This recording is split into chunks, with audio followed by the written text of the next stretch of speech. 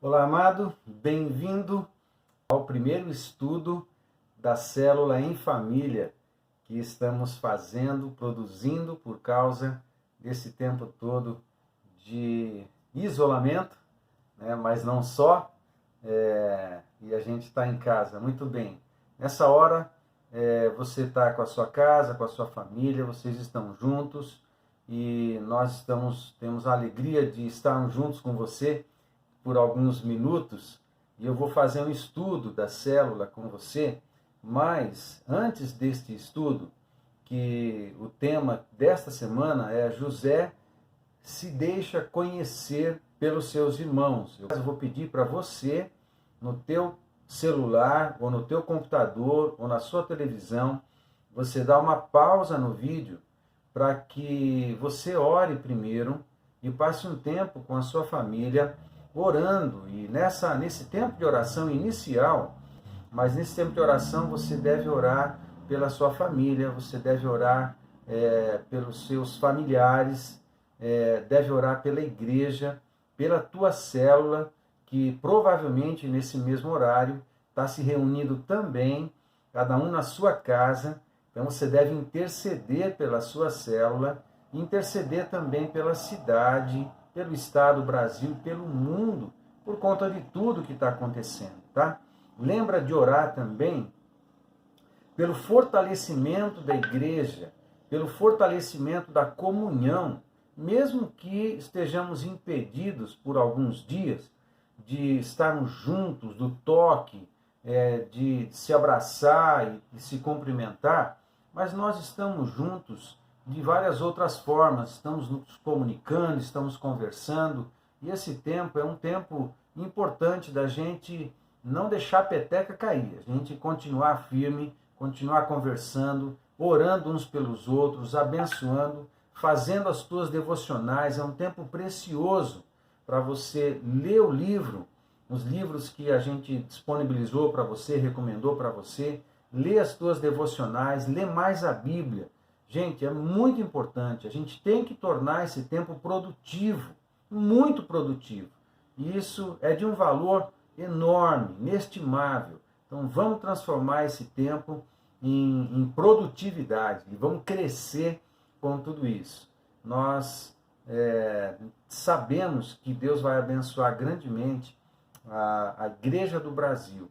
E geralmente os crescimentos, os grandes crescimentos na história, as grandes viradas, os avivamentos na história, sempre estavam relacionados com tempos de crise, ou bem próximos do tempo de crise, que aconteciam os grandes avivamentos, os grandes crescimentos da igreja, tá bom? Tudo está no controle de Deus, você tem que lembrar disso na tua oração, considera tudo isso diante do Senhor e vamos dar andamento agora. Vou dar uma pausa, você pausa aí no teu equipamento para você orar junto, depois você volta com a gente aqui. Muito bem, você já deve ter orado em família, né? Então a gente vai dar continuidade ao nosso estudo. Muito bem, abre a tua Bíblia em Gênesis capítulo 45. A gente vai ler junto o texto em que está narrando ali no livro de Gênesis, narrado no livro de Gênesis, o encontro de José com seus irmãos, o momento em que ele se revela para os seus irmãos. Depois da leitura, a gente vai dar ênfase aqui que o capítulo pede, né, o assunto principal do estudo de hoje é o perdão. É o perdão que José deu para os seus irmãos. Abre a tua Bíblia aí, em Gênesis 45, eu vou abrindo a minha aqui também. Vamos lá. Eu vou ler na linguagem de hoje, tá certo? Então, a gente está junto, está dedicando esse tempo aqui para o estudo. Então acompanhe aí a leitura, vou fazer a leitura do capítulo todo, vai acompanhando na sua versão. Eu vou ler na linguagem de hoje, diz assim, Gênesis 45. Todo aquele drama que aconteceu até esse momento, né, é um drama tenso, muito importante. Os irmãos já vieram, nos capítulos anteriores, já vieram para o Egito buscar mantimento, tiveram aquela crise toda, Benjamim ficou com José, e agora eles estão voltando e José se revela para eles. Então, o ambiente emocional aqui, ele é tenso nesses capítulos da história de José e dos seus irmãos. Quando chegamos no capítulo 45, José está diante dos seus irmãos e o texto diz assim: José não conseguiu mais controlar a sua emoção diante dos seus empregados, de modo que gritou: saiam todos daqui. Por isso, nenhum dos empregados estava ali quando José contou aos irmãos quem ele era, e começou a chorar tão alto que os egípcios ouviram e a notícia chegou até o palácio do rei. José disse aos irmãos: eu sou José, o meu pai ainda está vivo? Quando os irmãos ouviram isso, ficaram tão assustados que não puderam responder nada. E José disse: cheguem mais perto de mim, por favor. Eles chegaram e ele continuou: eu sou o seu irmão José, aquele que vocês venderam a fim de ser trazido para o Egito. Agora não fiquem tristes nem aborrecidos com vocês mesmos por terem me vendido a fim de ser trazido para cá. Foi para salvar vidas que Deus me enviou na frente de vocês. Espetacular o coração de José. Não é à toa que ele é um dos tipos de Jesus Cristo que a gente vê no Antigo Testamento. Verso 6. Já houve 2 anos de fome no mundo, e ainda haverá mais 5 anos em que ninguém vai preparar a terra nem colher. Deus me enviou na frente de vocês a fim de que ele, de um modo maravilhoso, salvasse a vida de vocês aqui neste país e garantisse que teriam descendentes. Portanto, não foram vocês que me mandaram para cá, mas foi Deus. Ele me pôs como o mais alto ministro do rei. Eu tomo conta do palácio dele e sou o governador de todo o Egito. Agora voltem depressa para casa e digam ao meu pai que o seu filho José manda lhe dizer o seguinte: Deus me fez governador de todo o Egito. Venha me ver logo, não demore. O Senhor morará na região de Gozém, e assim ficará perto de mim. O Senhor e seus filhos, e os seus netos, e as suas ovelhas, as suas cabras, o seu gado e tudo que é seu. A fome ainda vai durar mais 5 anos, e em Gozém eu darei mantimentos ao Senhor, à sua família e aos seus animais. Assim não lhes faltará nada. José continuou: todos vocês e Benjamim, o meu irmão, podem ver que sou eu mesmo, José, quem está falando. Contem ao meu pai como sou poderoso aqui no Egito. Contem tudo o que têm visto. Vão depressa e tragam meu pai para cá. José abraçou seu irmão Benjamim e começou a chorar. E abraçado com José, Benjamim também chorou. Então, ainda chorando, José abraçou e beijou cada um dos seus irmãos. Depois disso, os irmãos começaram a falar com ele. A notícia de que os irmãos de José tinham vindo chegou até o palácio do rei do Egito, e ele e os seus servidores ficaram contentes com isso. O rei disse a José: diga aos seus irmãos que carreguem os animais e voltem para a terra de Canaã, e me tragam o pai deles e as famílias deles, e eu lhes darei as melhores terras que há no Egito, e eles comerão o que este país produz de melhor. Que os seus irmãos levem daqui do Egito carretas para trazerem as mulheres, as crianças pequenas e também os pais deles. E não se preocupem por deixarem para trás as coisas que têm, pois o melhor que há na terra do Egito será deles. Os filhos de Jacó fizeram isso. José lhes deu carretas, como o rei havia mandado, e mantimentos para a viagem. Também lhes deu roupas novas, mas a Benjamim deu 300 barras de prata e 5 mudas de roupas.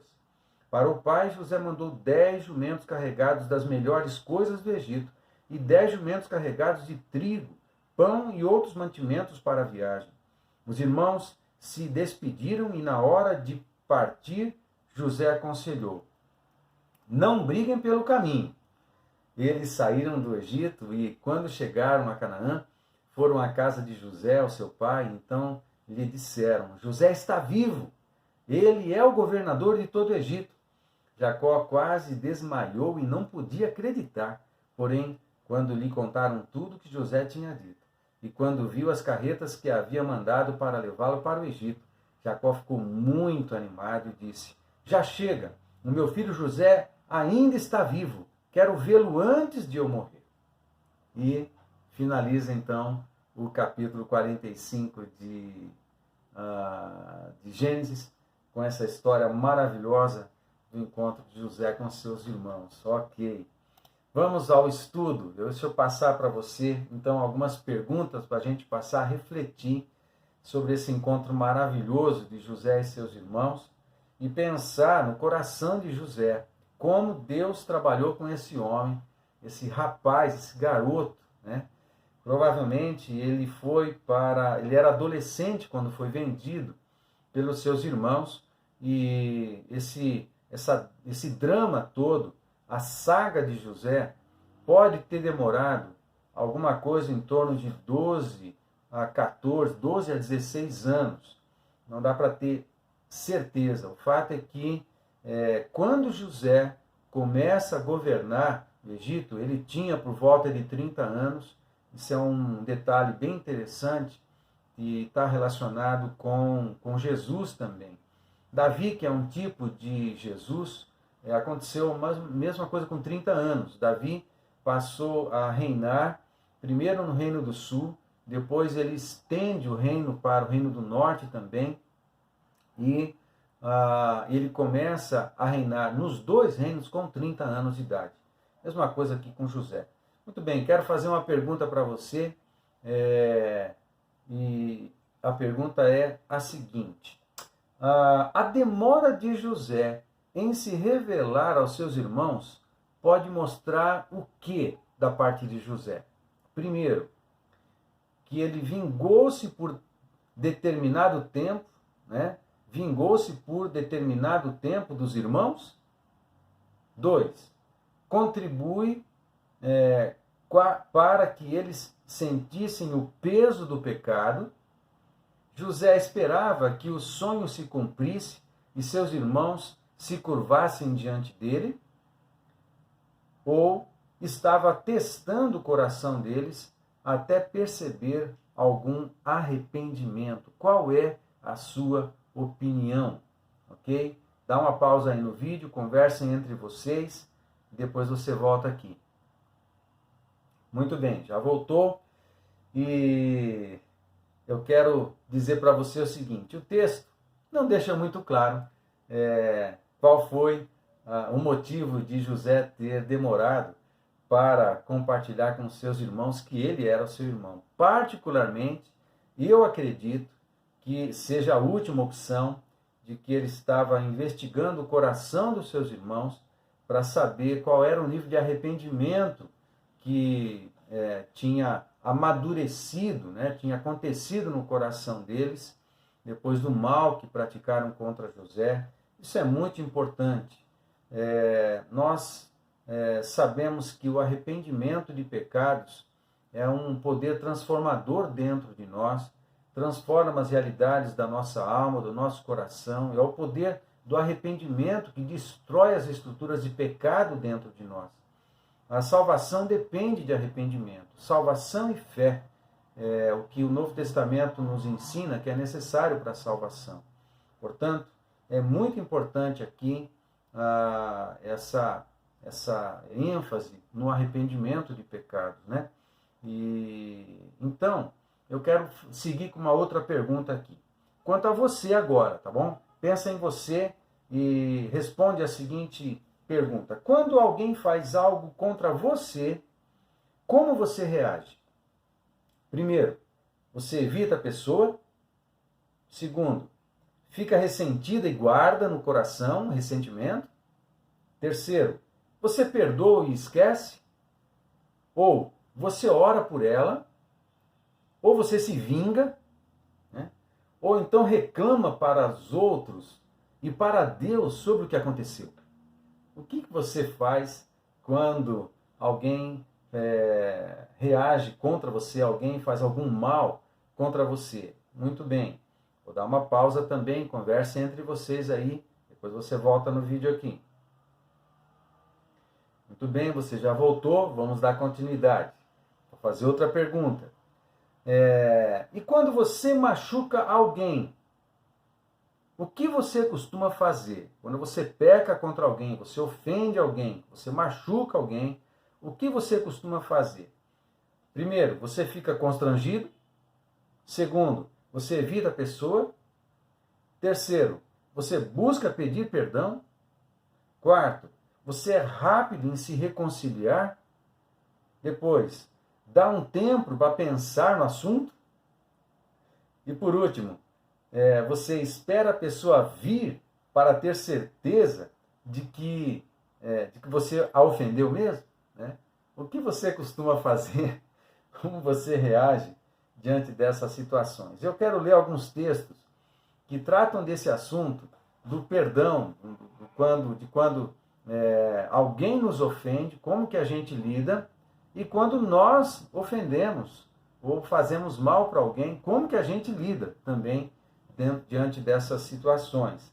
Eu quero ler Mateus 5, de 23 a 26. Vamos ler esses textos, vamos ler junto. Abra aí a tua Bíblia, em Mateus capítulo 5, versos de 23 a 26, diz assim: Se, pois, ao trazeres ao altar a tua oferta, ali te lembrares de que teu irmão tem alguma coisa contra ti, deixa perante o altar a tua oferta, vai primeiro reconciliar-te com o teu irmão, e então, voltando, faze a tua oferta. Entra em acordo sem demora com o teu adversário, enquanto estás com ele a caminho, para que o adversário não te entregue ao juiz, ao oficial de justiça, e sejas recolhido à prisão. Em verdade te digo que não sairás dali enquanto não pagares o último centavo. Vale lembrar de que o verso 25 e 26, Jesus está usando um provérbio, está usando a ideia de algumas sabedorias, né, que o povo praticava. Por isso ele usa uma expressão aqui, que é uma expressão proverbial, é uma ideia, um texto proverbial, e não está se referindo exatamente ao relacionamento de dois irmãos. É lógico que ele não está dizendo que um irmão que você acabou tendo alguma desavença com ele é o seu adversário. Não é isso que Jesus está afirmando, ok? Então, a ênfase aqui é na reconciliação, essa a orientação no verso 24. Vai primeiro reconciliar-te com o teu irmão, aí com relação à oferta, ou seja, sem entrar muito no mérito, né, isso vale um outro estudo, há uma relação, ok, entre a tua presença no altar, as ofertas que você entrega ao Senhor e o teu coração, como é que está a tua comunhão com os teus irmãos. Há uma relação entre uma coisa e outra, porque a oferta ao Senhor é culto, culto tem a ver com altar, culto tem a ver com templo, culto tem a ver com gente, culto tem a ver com povo junto, culto tem a ver com o corpo de Cristo, e o corpo de Cristo é feito de gente. Adianta dizer que você tem comunhão com Jesus, tem comunhão com o altar do Senhor Jesus, se você não tem comunhão com pessoas. Não significa que você tem que estar com a vida 100% resolvida. Pode ser que você tenha pessoas, tenha casos na sua vida, de repente com sua família, com seu pai, com a sua mãe, né? Abandono, você teve problemas com familiares e tal, que a pessoa já morreu ou não, não importa. Se estão vivas e têm pendências no coração, é algo que todos nós devemos tratar com o Senhor, devemos orar e tudo mais. Mas as pessoas que estão próximas de nós precisamos prezar pelo bom relacionamento e usar frequentemente o recurso do perdão, para que o nosso relacionamento horizontal, né, esteja sempre limpo, esteja purificado, santificado, lubrificado pelo perdão, para que isso não afete o nosso relacionamento vertical, ok? Então a gente trata de todos os relacionamentos, o horizontal, pessoa a pessoa, o vertical, pessoa a Deus, eu, pessoas, né? Então, são conselhos aqui de Jesus em Mateus capítulo 5. Em Mateus capítulo 6, nos versos 14 e 15, diz assim: porque se perdoardes aos homens as suas ofensas, também vosso Pai Celeste vos perdoará. Se, porém, não perdoardes aos homens as suas ofensas, tampouco vosso Pai vos perdoará as vossas ofensas. Essa é a continuidade da oração do Pai Nosso, em Mateus capítulo 6. Você sabe que Jesus, ele acaba a oração do Pai Nosso e Mateus, ele registra uma continuidade do assunto do perdão depois da oração do Pai Nosso por parte de Jesus. Isso é de uma extrema importância, ou seja, a eficácia da nossa oração, a eficácia da nossa devoção, junto com Deus, para com Deus, né? Relacionamento com Deus, está intimamente relacionada com o nosso relacionamento horizontal com pessoas.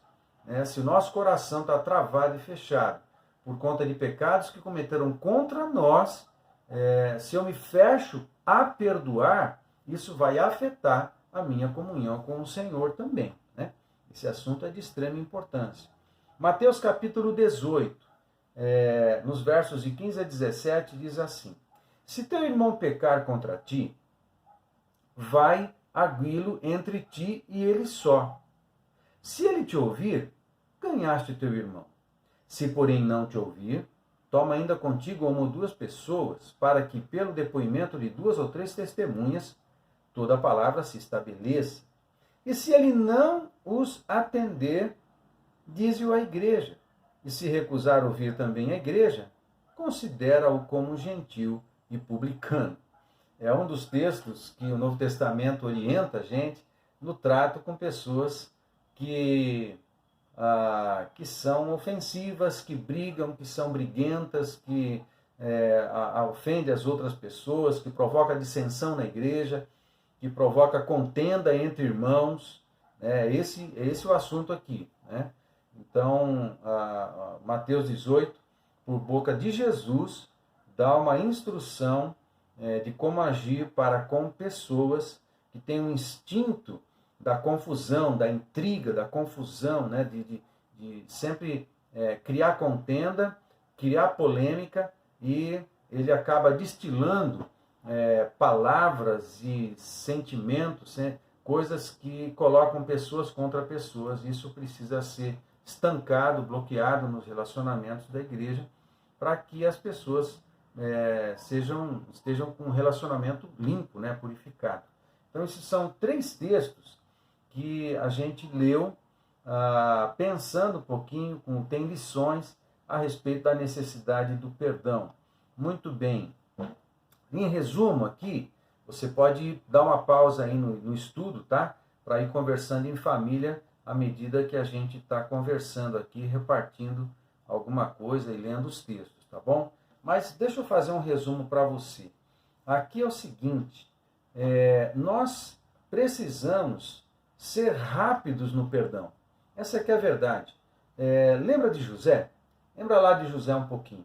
Primeiro que José, depois que foi vendido pelos irmãos, isso ofendeu o seu coração, é evidente. É evidente. Muita coisa aconteceu, ele sofreu demais. E quem deu início a esse sofrimento na prática foram os seus irmãos. Mas a saúde que José demonstrou lá anos depois, no mínimo 12 anos depois, quando ele se encontra com seus irmãos novamente, essa saúde do coração de José, no trato com seus irmãos, demonstra para nós que ele tratou disso no seu coração, ele não guardou ressentimento. Na verdade, ele aproveitou uma oportunidade para tanto provar o coração dos seus irmãos, como também promover reconciliação, ok? Quando ele fica com Benjamim e despede os seus irmãos para casa, esse drama todo, tudo isso estava acontecendo, era necessário, porque parecia que o coração de José já estava tratado, mas Deus estava usando José para tratar os demais irmãos nessa circunstância toda, ao ponto deles abrirem o coração e confessarem para José um pecado que eles tinham cometido no passado, que trazia sofrimento para eles. Isso é muito importante, gente. Dá muitas lições para nós. Sabe, não vale a pena guardar ressentimento no coração por quem quer que seja. Eu sei que tem pessoas que fazem a gente sofrer demais, ok? Mas uma boa coisa a fazer é você liberar elas do teu coração o mais rápido possível. Não dá para ficar guardando ressentimento. Ressentimento é um veneno. Nós é que tomamos. Quem ressente, quem guarda o ressentimento, é que fica provando do veneno do ressentimento. Isso vai envenenando a alma, vai envenenando a alegria, vai envenenando a saúde emocional, vai envenenando os relacionamentos, vai trazendo azedume na vida, a pessoa vai ficando rancorosa, ela vai envelhecendo, vai ficando doente no seu corpo, doenças psicossomáticas. Nada disso vale a pena. A instrução que a palavra de Deus nos dá é liberar elas, as pessoas do nosso coração. Dar perdão para as pessoas. Não depende de sentimento, é uma ordem. A gente tem que liberar elas do nosso coração mesmo. E tem que dar perdão. Não tem a ver com o fato da pessoa merecer ou não merecer, está pedindo ou não está pedindo. É uma atitude da nossa parte. Quando nós somos ofendidos, a gente dá perdão e libera essa doença, libera esse sentimento ruim de nós e a gente não fica estragando por dentro por conta dessa ofensa, dessa dor e tudo mais. Pelo contrário, a gente tira isso de nós, entrega a pessoa para o Senhor, deixa Deus tratar, Deus sabe o que fazer. Muito bem. Então, essa é uma lição que a gente tira, a rapidez. Vamos tratar rápido, não vamos guardar nada não. Por quê? Lembra lá um dos textos de Mateus capítulo 5?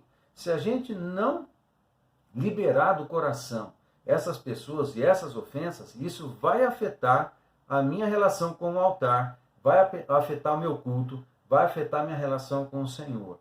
Mateus capítulo 6. Se eu não der perdão às pessoas, isso vai afetar a minha relação com Deus e vai bloquear o céu. O perdão do Senhor não virá sobre mim. Então a dica, querido, é você abrir o seu coração, liberar perdão logo, não ficar guardando. No caso de José, existia um propósito divino dele passar por tudo que passou e lá na frente ser um baita instrumento de Deus para abençoar Jacó e seus irmãos e garantir a segurança, a preservação dos filhos de Jacó e o crescimento dessa nação. Na verdade, a nação de Israel foi incubada dentro do Egito, dentro da terra do inimigo. Então, agora, você sabe da história lá com Moisés, mas vamos ficar aqui nesse ponto da história, né? Houve um propósito de Deus que estava em desenvolvimento. José, com certeza ele tinha que ser tratado no coração. Com certeza ele era um garoto mimado. Com certeza ele se achava diante dos irmãos. Ele tinha um chamado de Deus. Ele tinha de verdade. Mas com certeza Deus tinha que quebrar o orgulho do coração desse menino para poder usar ele do jeito certo lá na frente. E Deus lança José num processo que envolvia sofrimento. O sofrimento cuida do nosso coração. O sofrimento deixa a gente no lugar certo. E então, tem sofrimentos que nós não entendemos que vêm sobre nós. De repente, hoje, você está passando por uma luta, por uma crise, e esses sofrimentos, eles podem ter um bom resultado na sua vida, ou um mau resultado, vai depender de você. Esse sofrimento, ele pode amadurecer você, pode amadurecer a tua fé, pode fazer você se aproximar mais de Deus. Isso tem que acontecer. Pode fazer você intensificar a tua oração, pode fazer você buscar o Senhor para entender, ter respostas do Senhor, buscar sabedoria, direções do Senhor. Você se aproxima de Deus e você é carregado de fé, carregado de sabedoria, carregado de instrução, carregado de conhecimento, carregado de unção. Tudo isso pode acontecer. Deus te dá consolo, te dá força, fortalece os teus músculos espirituais, fortalece os teus músculos emocionais, para você ficar firme no dia mal e você passar vitorioso por um vale. Isso é importante. Você tem essa opção, use essa opção. Mas você tem uma outra opção também, que é você se ressentir, você se doer, você enfraquecer, você ficar responsabilizando os outros porque alguma coisa não está dando certo na sua vida, esse não é o melhor negócio, não vale a pena essa segunda opção. Use a opção primeira, tem um propósito, cresce em todas as situações, amadurece em todas as situações.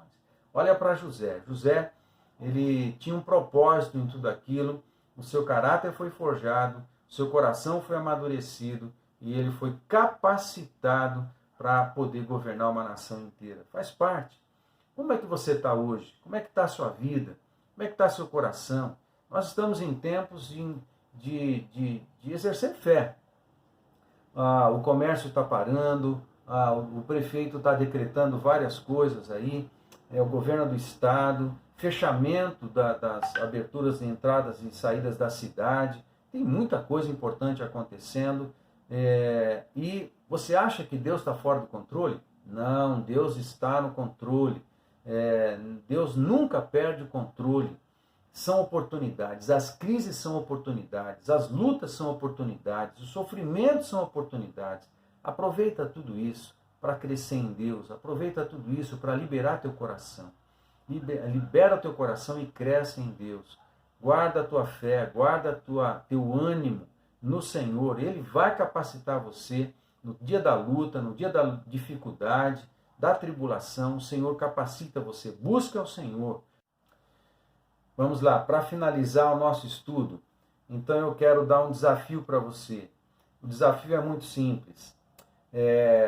Avalia teu coração e verifica se você tem um relacionamento quebrado com alguém.